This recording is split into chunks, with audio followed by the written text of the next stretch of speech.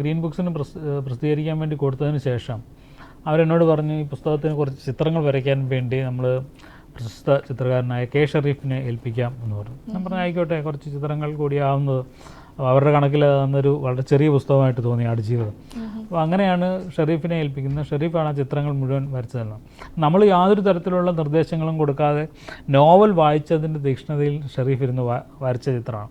അപ്പോഴാണ് ആ ചിത്രം കിട്ടുന്നത്. ചിത്രം കിട്ടിയപ്പോഴാണ് സ്വാഭാവികമായിട്ടും ഇത് മുഖചിത്രമാക്കണം എന്നൊരു തീരുമാനത്തിലേക്ക് വരുന്നത്. കാരണം അത്രത്തോളം ആ നോവലിൻ്റെ ആത്മാവിനെ ഉൾക്കൊണ്ട ഒരു ചിത്രമായിരുന്നു.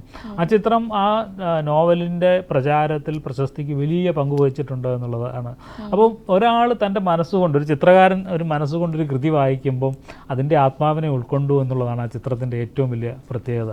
ഷെരീഫിനെ പോലെ എനിക്ക് പണ്ടേ ഷെരീഫിനെ വളരെ ഇഷ്ടമാണ്. ഞാൻ ഷെരീഫിനെ കൊണ്ട് പലപ്പോഴും ഒരു ചിത്രമെങ്കിലും വരപ്പിക്കണമെന്ന് ആഗ്രഹിച്ചിട്ടുണ്ട്.